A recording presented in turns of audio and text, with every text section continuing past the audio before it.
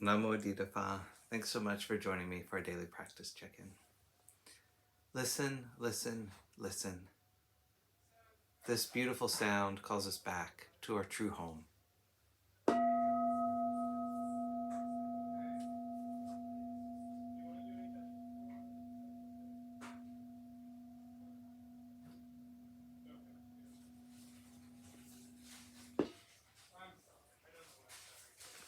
The third mindfulness training.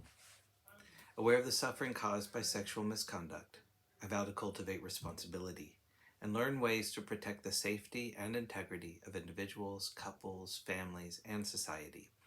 I'm determined not to engage in sexual relations without love and a long-term commitment. To preserve the happiness of myself and others, I'm determined to respect my commitments and the commitments of others.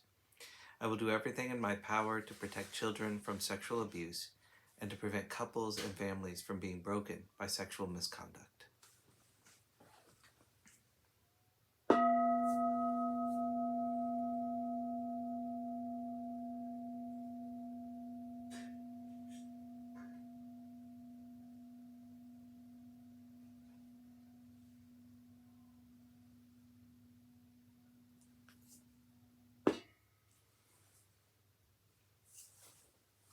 For our Dharma lessons, we're reading Ajahn Munindo's book, Unexpected Freedom. Today we're beginning a chapter called Contemplating Happiness with Dhammapada verse 331. Happiness arises from the timely company of friends. Happiness arises from having few needs. Happiness arises from having accumulated virtue at life's end. Happiness arises from seeing beyond suffering. In the practice of the Buddhist teaching, we regularly hear about going for refuge. When we first encountered Buddhism, some of us might have had the impression that going for refuge was an interesting traditional way of talking about believing in a teacher. Perhaps it was part of the way one became a member of the religion. You went through a ritual called going for refuge. I know in my own case that it was not something I considered important when I first discovered the Buddhist teaching. I wanted to align myself with a way of understanding the world that emphasized meditation.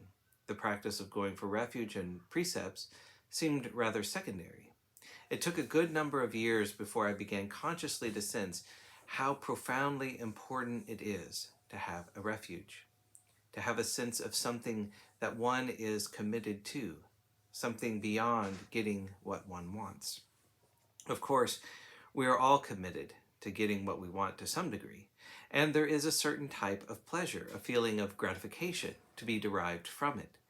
If I get what I want, I generally feel more comfortable than if I don't get what I want. In our effort to cultivate awareness, however, our perception of this usual state of affairs changes.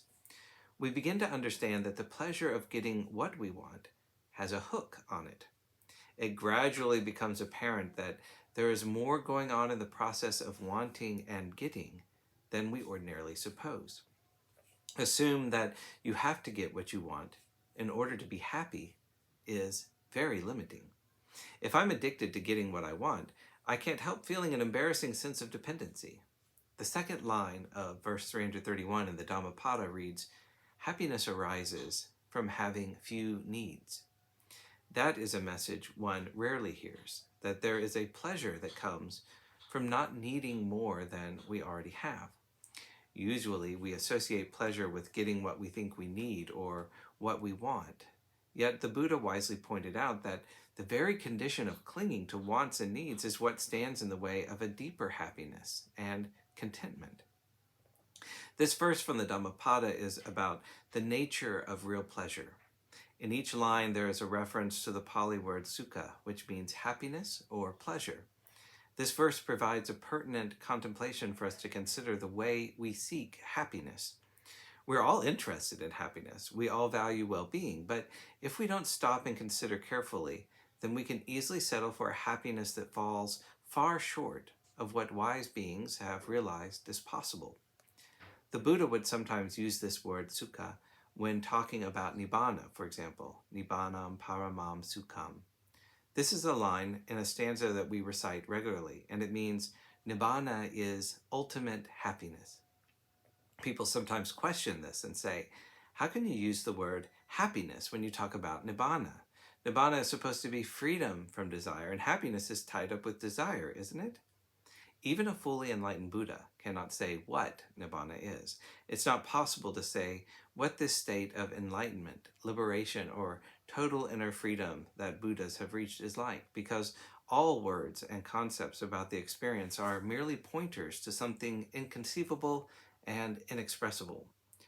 However, when asked what Nibbana was like, one of the ways the Buddha described it was as ultimate happiness. What we want more than anything else is to experience this happiness.